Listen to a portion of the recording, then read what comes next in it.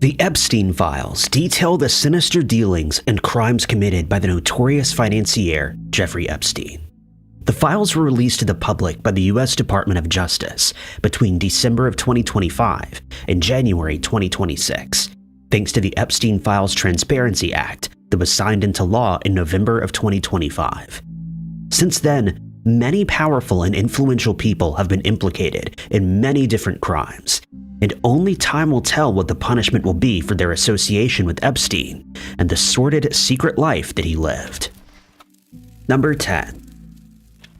Before his passing on the 10th of August 2019, Jeffrey Epstein was no stranger to trouble with the law. In 2005, the police in Palm Beach, Florida, launched an investigation into the life of the financier when they started to suspect that he was involved in some very serious crimes. The investigation revealed that he had indeed committed crimes that can't even be mentioned here against at least 36 women, likely many, many more, and he was arrested. He pleaded guilty to the charges against him and was sentenced to 13 months in prison, but his sentence included extensive work release permissions.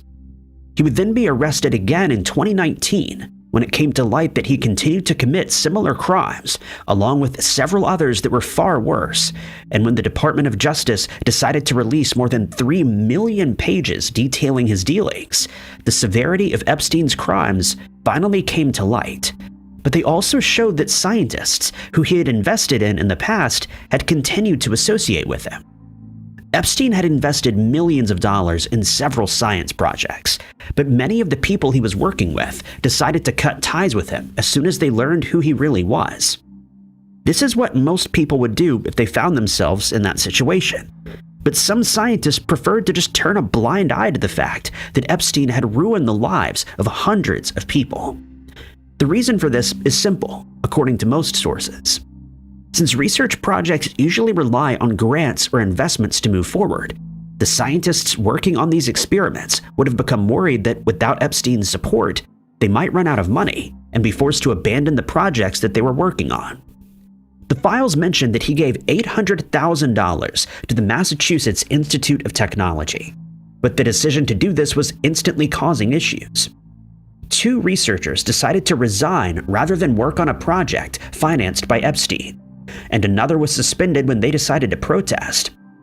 The files have also revealed that he had a strange interaction with theoretical physicist Lawrence Krauss, who received a $250,000 donation from the disgraced financier. In an email that has since been made public, Epstein seemed outraged after Krauss responded to questions from the media regarding his crimes. The mail simply read, "I thought we agreed no comment," which would suggest that Krauss had been warned not to discuss Epstein with anyone, especially the media. During that interview, Krauss stated that the allegations that had been made against him were completely unfounded, and that he had no knowledge of the crimes that Epstein had committed. Furthermore, it's now known that Epstein was visited on his private island by several scientists, one of whom was Lisa Randall, who corresponded with him via email on occasion. And in one of these emails, she and Epstein joked about the fact that he was under house arrest. She since stated that she regrets ever having met him and maintaining contact with him. At least 30 scientists are known to have dealt with Epstein at some point for different reasons, many of whom are thought to have been aware of the crimes that he was committing. Number 9. There is no doubt that as soon as it was announced that the Epstein files would be made public, a lot of very wealthy and powerful people started to become concerned that their secret dealings with him would be revealed for all the world to see. Some were luckier than others, since when these pages were released, some names and other information had been redacted or blacked out for reasons that have not been made known to the public. Others found themselves in serious trouble as it became clear that they were not only aware of what was going on in Epstein's world, but in some cases, they were complicit, and they will likely face prison sentences. Some of the names that have been kept private are those of Epstein's victims, which is understandable since they're likely dealing with post-traumatic stress and a lot of trauma. Keeping their names private is one way of ensuring their privacy is kept intact, but some of his victims were outraged after the release of the files. Their lawyers accused the Department of Justice of not executing the redactions properly since many photos and email addresses were included in the released material, and made it possible to identify the victims who were promised anonymity. A statement was issued in which the survivors called this failure outrageous, and they reiterated that their names should have been kept private so that they could not be hounded by the media, which would only cause them further trauma. The Department of Justice immediately replied to these statements, claiming that the names, photos, and email addresses were supposed to be redacted, but thanks to human error, this was not done. The files in question were immediately taken down, and the department promised to rectify their error. But this was not the only counterseal aspect as far as the redactions are concerned. It was noted that the names of at least 6 men were redacted when they should have been made public. The names belonged to men who will likely be charged for being complicit in Epstein's crimes, leading many people to believe that the Department of Justice had either purposefully kept their names hidden, or that they'd committed another rather large error. 4 of those names were then unredacted, as were 2 others of his victims. It's also been suggested that these files, which were scrutinized by the FBI before being handed over to the Department of Justice, were received with certain names redacted, and that the department failed to revise the documents properly so that the culprits' names could be made public. On that occasion, blame was placed on the FBI, since they were supposed to unredact all of the documents before handing them over to the Department of Justice. Number 8. These are uncertain and stressful times for those whose names appear in the Epstein files, though it should be noted that the inclusion of a name doesn't necessarily mean that that person was aware of the crimes that he was committing, or with whom he was complicit. Nevertheless, almost everyone mentioned in the files will eventually be thoroughly investigated, one of whom is the head of the Los Angeles Olympic Committee, Casey Wasserman. Wasserman has come under fire after it was discovered that he and former British socialite Ghislaine Maxwell had exchanged inappropriate emails in 2003, which would normally not cause much fuss if it weren't for Maxwell's association with Epstein. She and Epstein were romantically involved in the 90s, and after their relationship came to an end, they remained friends. Unfortunately, their relationship was far more involved than it first seemed, as Maxwell was eventually found guilty of aiding Epstein and committing human trafficking and was sentenced to 20 years in prison.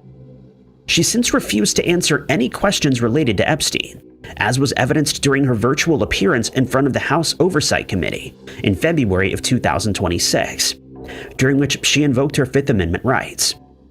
The details of the email exchanges between her and Wasserman cannot be outlined here, but it's easy to say that they were wholly inappropriate, if only because Wasserman was married at the time. The contents of these emails made it clear that the pair had several improper conversations that they intended to keep secret. It should be noted that none of the released files implicate Wasserman in any of the atrocious crimes committed by Epstein and his co-conspirators. But since he's currently serving as the Los Angeles Olympic Committee head, many people feel that he should be held accountable for his actions. Wasserman was quick to apologize for his actions when it was revealed that his name was present in the Epstein files, and he remained adamant that he and Epstein had never had any personal or financial dealings with each other. Despite his apology, multiple officials have called for Wasserman to step down from his position on the LA Olympic Committee, since they feel that his name being mentioned in the files will become a distraction, and it could negatively affect the Olympic Games that are to be held in Los Angeles in 2028. Number 7. After it was revealed that Peter Mandelson, the former European Commissioner for Trade and Ambassador to the United States, was mentioned in the Epstein files, he decided to resign from his post in the British Labour Party. He was also stripped of his title of High Steward of Hull, a position also held by his grandfather from 1956 to 65, after his association with Epstein came to light.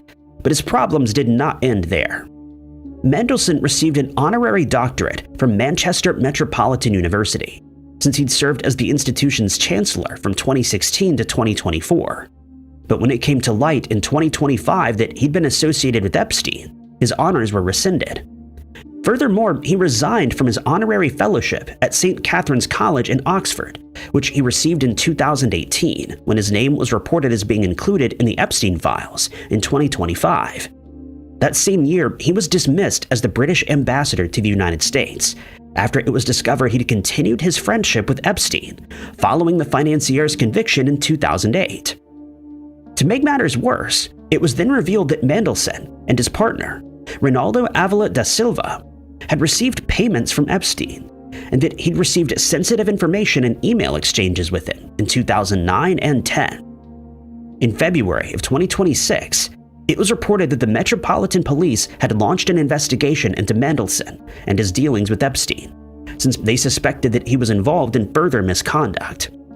This came about after it was revealed by the released files, which contained emails between the pair, that Mandelson had shared plans for a $590 billion bailout of the struggling euro, and that Mandelson and Da Silva had received tens of thousands of dollars from one of Epstein's bank accounts. It's also believed that Mandelson and Epstein were involved in other shady dealings, since the files contain an image of him dressed in just his underwear and a t-shirt while in the company of a woman whose face was obscured by the Department of Justice before the files were released. When asked about the photos by the media, he stated that he could not remember when it was taken, where he was at the time, or under what circumstances he was photographed. It's now been revealed that the Cabinet of the UK is concerned that more sordid details concerning Mandelson's relationship with Epstein would come to light. Following this, orders were given for the civil service to delve into Mandelson's association with Epstein while he was serving in government, since the Prime Minister of the United Kingdom was worried that further sensitive government information had been leaked by Mandelson. At first, Mandelson refused to apologize for his association with Epstein, claiming he had no knowledge of the crimes that were being committed, but he eventually relented, and in honor of Epstein's victims, he admitted he'd been fooled by a heinous criminal and that he should have used better judgment. Number 6. The release of the Epstein files has revealed that Jeffrey Epstein's influence was not limited only to the US, but that he also had ties to influential figures in countries all over the world, such as Northern Ireland. One man who's mentioned is George Michael, the former US senator who had a hand in the Northern Ireland peace process and who claimed that after Epstein was sent to prison in 2008, he decided to end his association with him. Michael isn't the first person to have made this claim, only for the files to reveal that they were being less than truthful. In Michael's case, though, his association with Epstein might be far more serious than previously believed, as some evidence has been found that he not only knew about the crimes that were being committed, but that he might have been a participant in at least some, though this claim is yet to be definitively proven. Michael served as the chancellor for the University of Belfast between 1999 and 2009. And after these revelations were made public, the university decided to end its association with him. Furthermore, the city of Belfast is considering revoking his Freedom of the City honor, despite Michael's claims that he hasn't even done anything wrong.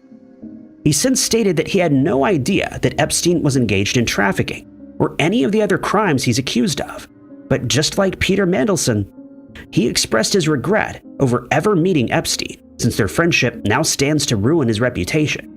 Another Northern Ireland link to Epstein comes in the form of the former Labour Party MP, Sean Woodward, who was appointed as North Ireland's secretary for a year from 2009 to 2010.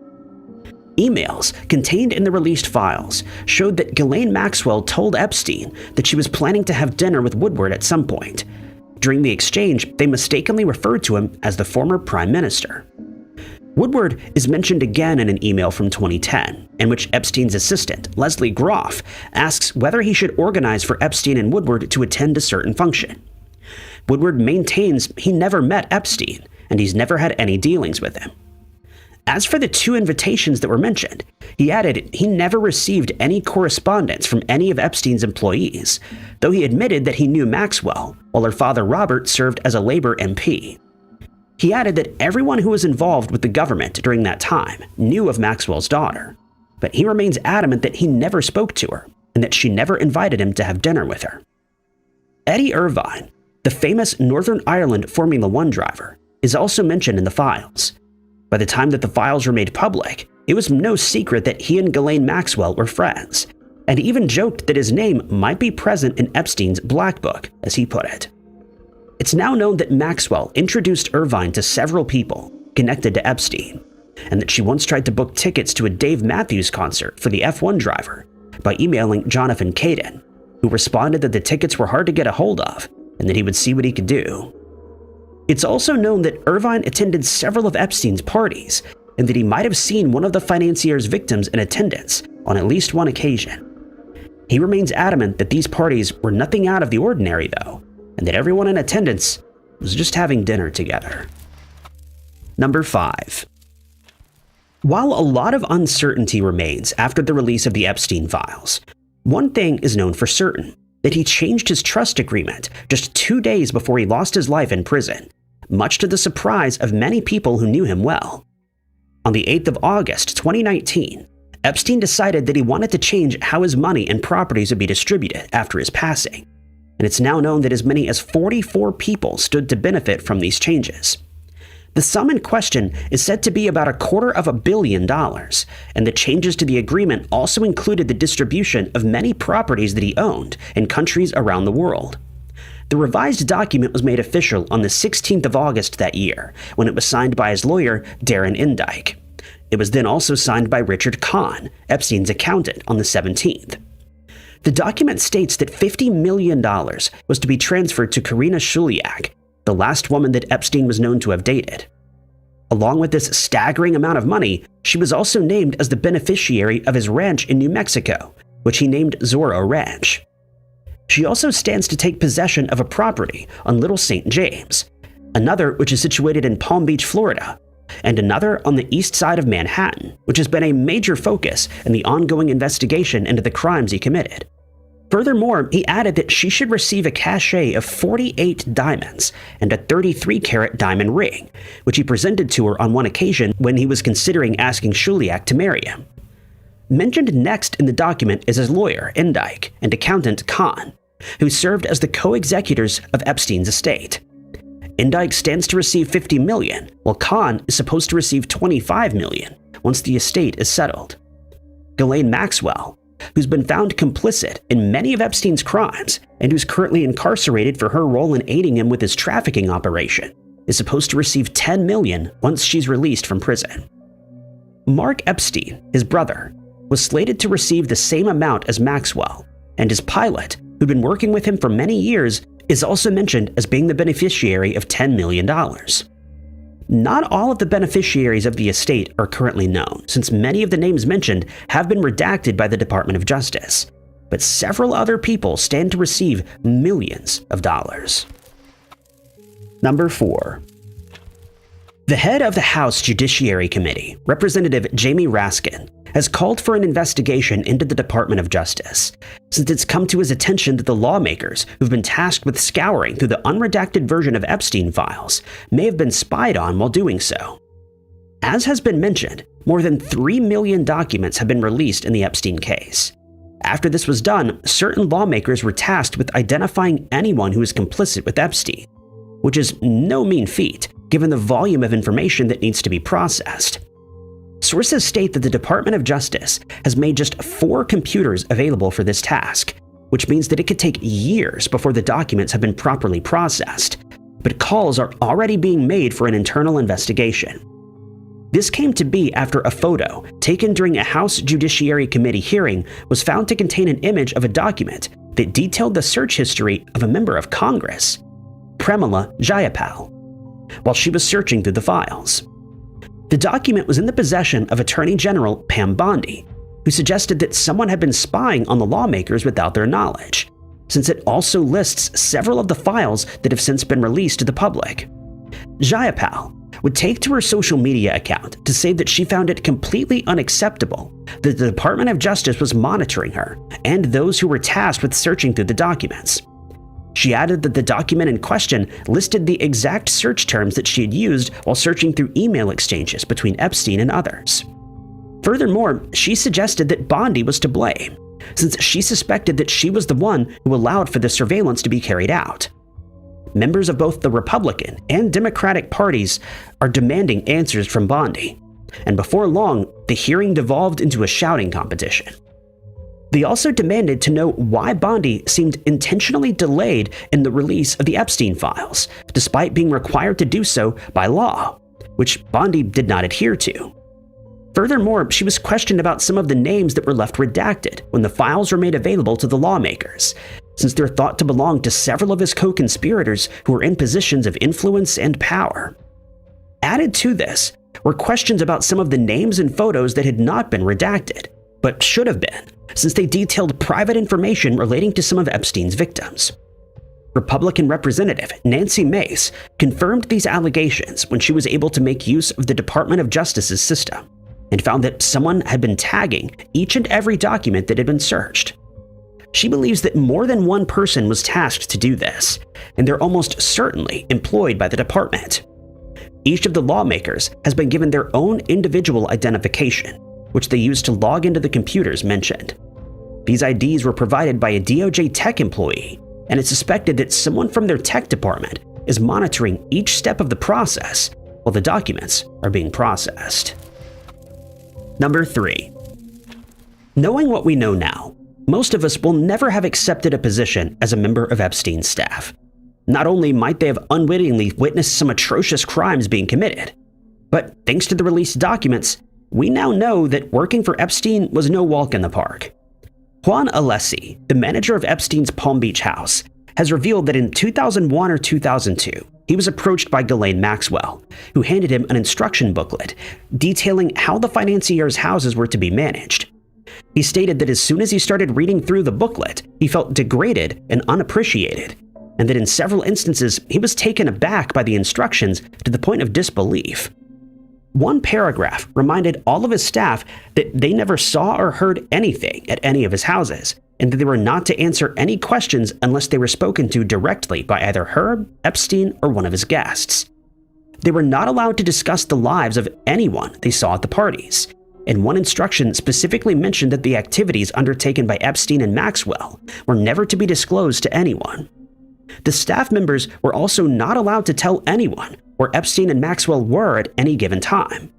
Instead, anyone who asked where they could be found was asked to leave a message, along with the time and a number where they could be reached.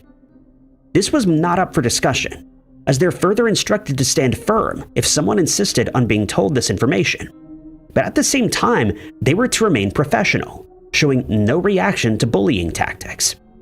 At one point, several of Epstein's staff were flown out to his estate in New Mexico, where they attended a symposium, during which they were instructed on how his properties were to be cleaned. Alessi served as one of Epstein's house managers for 11 years between 1991 and 2002, and he's now come forward to report on what he saw while he was in his service. As soon as he was introduced to Maxwell, she made it clear that she would be the lady of the house from that moment on, and that she was in charge of the management of all of his properties. As time went by, Alessi grew ever more disillusioned with his position, and after a few years, he and Epstein rarely even spoke. He was eventually told that he was not allowed to look Epstein in the eye, since Maxwell told him, quote, "Jeffrey doesn't like it." Instead, he was told to look at the floor or another part of the room when they spoke. The rest of the staff was told that his houses and vehicle had to be kept immaculately spotless at all times, and that all of his cars had to be stacked with $100 bills at all times. While working at the Florida mansion, Alessi says that he saw many women come and go, and that he was certain many of them were not supposed to be there by law. Number 2. In 2006, Labor Secretary Alex Costa was considered one of the top federal prosecutors in Florida, and at the time, he was embroiled in an investigation into Epstein, who'd been accused of several unmentionable crimes. Since the latest release of the Epstein files, Costa has come under fire, and it's now suspected that he engaged in professional misconduct during the investigation, and a 305-page document is said to contain proof of this. Following these allegations, the Department of Justice started their own investigation into Acosta's alleged mishandling of the initial investigation. But he maintains that he acted above board and made decisions that he felt were applicable to the situation at the time. People have been left outraged by the revelation that Epstein was supposed to be charged with a slew of crimes in 2008 following an investigation, and that Costa decided to offer the financier a plea deal rather than follow through with the prosecution. The fact that a plea deal was offered does not mean that Costa was guilty of misconduct, but he's being accused of poor judgment, since many of Epstein's victims would have been saved from the trauma they endured if he'd been locked up for good as he should have been. Epstein did end up serving some time thanks to Acosta's investigation.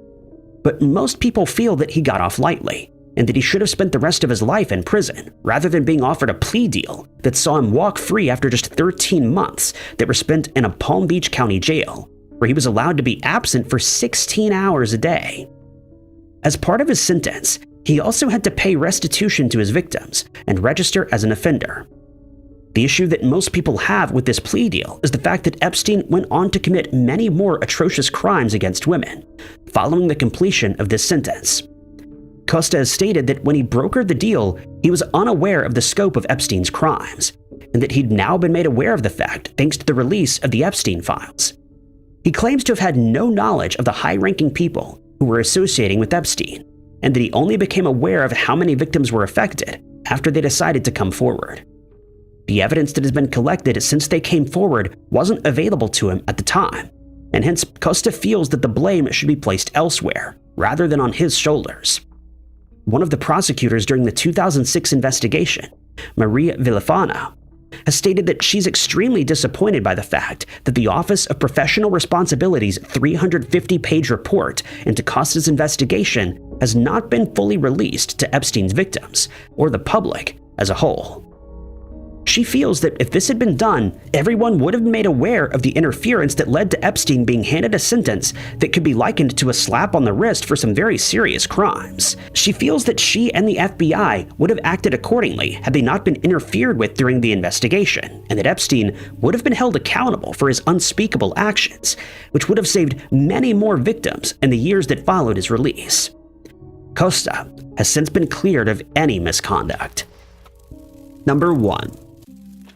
Jeffrey Epstein's life came to an end on the 10th of August 2019 while he was in his prison cell at the Metropolitan Correctional Facility in New York.